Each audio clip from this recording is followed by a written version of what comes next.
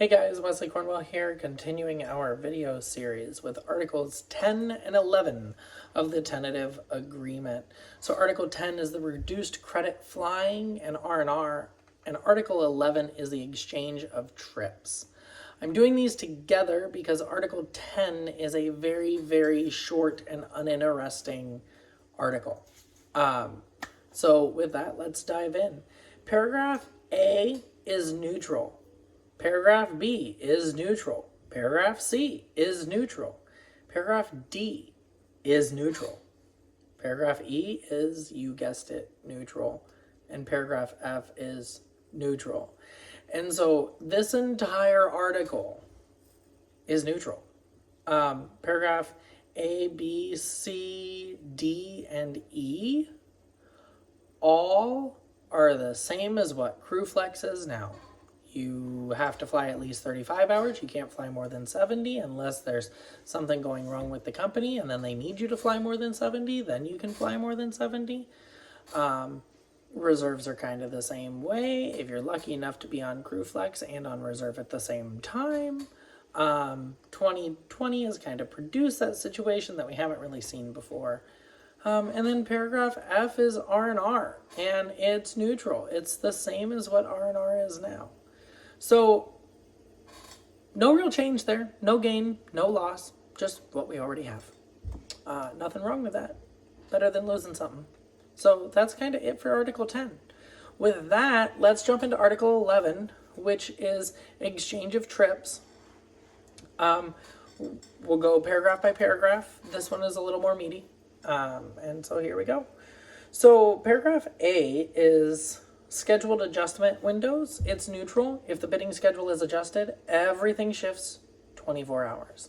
We kind of already have that, right? So when something happens and they have to do something and there's a delay in publishing results, everything just moves 24 hours. Same here. Subdivisions 1 through 5 are all neutral and the same as what we currently have. Subdivision 6 is neutral, but it creates a new window. Okay? And so what does that mean? Well, it means that there's unlimited awards in this new window. This is that 48-hour open time, first come, first serve open time that they decided to create. That I'm not entirely sure why. But it creates a new window. And then, as I mentioned earlier, I really do think that it is going to help alleviate some of that FLICA backlog. So it's not really a gain or a loss. It's just a new window that does what we already have. Subdivision 7 is neutral to gainish. So same open time we currently have, so that's neutral. But it prohibits leadership from locking your pairing until 72 hours after open time opens. And so that's nice because your team lead can't go in and go, I'm going to schedule a meeting with you and lock this really crappy pairing on your line until after open time has been open for 3 days. Right, so that's nice. Subdivision 8 is a gain-ish, but not really. It says that they can only delay the bidding windows because of a technology failure, which is really the only reason they delay them now anyway. Subdivision 9, premium first come, first serve. This is a gain-ish, and it's an ish because there's no mention of criteria for deeming a pairing as a premium pairing. And there's no this is exactly how it's determined and what it means. Now, the part that's good that is a gain is that a pairing can be designated as having extra pay, okay? And so it says that it's paid at 1.5 times the base rate, but it does not say if that is in addition to other pay.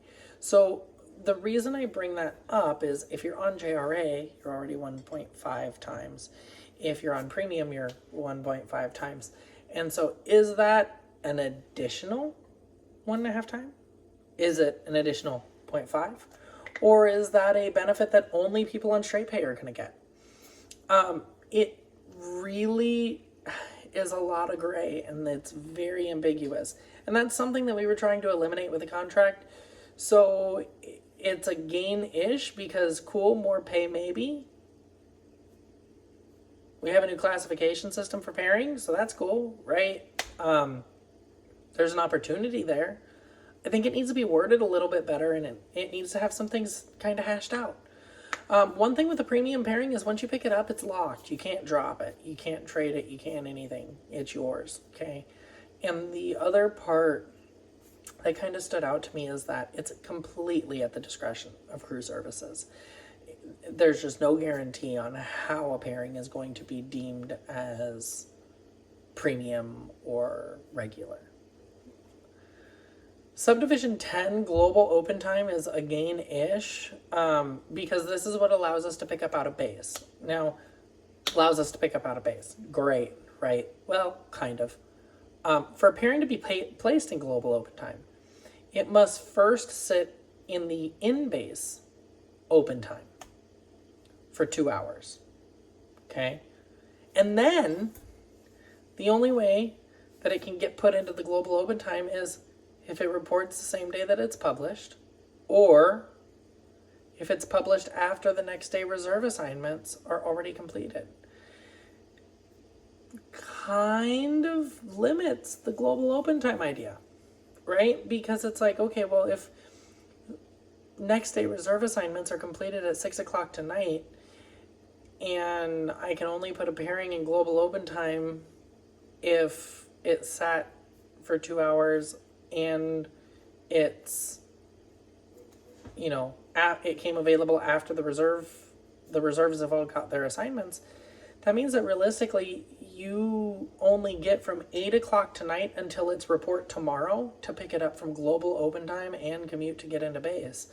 And so it's like, okay, well, this is one of those things that it's like you tried to throw a bone, but kind of missed. It's still a gain-ish because you can still pick up out of base. So people that commute from one base to another, it's going to benefit you guys tremendously if they actually put stuff in global open time. But commuters where it's like, I was living in Vegas and it would have been super easy for me to hop over to Long Beach, hop over to LAX. It's just very short notice. And so it wouldn't be as beneficial to people like that. But it's still a gain. It's still good. It's a good start. And we'll see kind of how it goes from there. And then Flickr requests must be processed before the pairing gets assigned to a reserve. That's huge. That's a gain. Subdivision 11, the trade board. This is neutral. Same trade board policy we have now. Paragraph B, hybrid and move-up lines. It's neutral. It redesigns the RLL into hybrid, a mix of reserve and trips, and move-up lines, which is a line that's hand-built by crew services after the publishing of bids, that they then email to you and say, hey, congratulations, you're a line holder now because we had extra trips. We already have that. We have both of those, and so it's not a gain, but it's not a loss, so it's neutral. Paragraph C talks about open time. Neutral to gain-ish. There's really not much to say about it. It's 99% neutral. The gain is that they can build pairings and throw them in to open time, and the other gain is that an open time pairing in open time remains available until an in-flight crew member picks it up or the beginning of the next reserve assignment processes for that next day reserve assignment processes. So noon, right? And it needs to sit in open time for 2 hours prior to being assigned, unless it comes in at like 11 and then assignments start at noon. It doesn't, right? But then there's another, during a level 2 or higher, they can kind of do what they want. And so, again, going back to that, we need a definition for level 2. Subdivision 3, I actually accidentally just went over that with 1 and 2. And so, yeah, everything that I just said is subdivision 3. We need that definition for level 2, because otherwise they can kind of do what they want. Subdivisions 4 through 8 are all neutral. It's the same as the current drop, swap, and trade policy, and same as the current back-to-back pairing policy. Subdivision 9 is a gain-ish. So prior to like middle of 2016, I want to say, we had reserve balancing. And now we get it back. What it means is you can swap from one red day to a worse red day. So if the red day that you're swapping out of is like 99 reserves and they want 100, and you're swapping into another red day where they only have 20 reserves and they need 100, that swap would then be allowed because it's a worse red day than where you're at now. Like I said, we used to have it. We're getting it back. That's why it's a gain-ish. We had it for years, and then Jonas happened, and summer weather happened, and a whole bunch of other stuff happened, and we were all working ridiculous hours because there were too many routes and not enough flight attendants, and so they took reserve balancing away, and now it's coming back. Paragraph D talks about trades. And so subdivisions 1 and 2 are neutral. It's substantially the same as the current trade policy.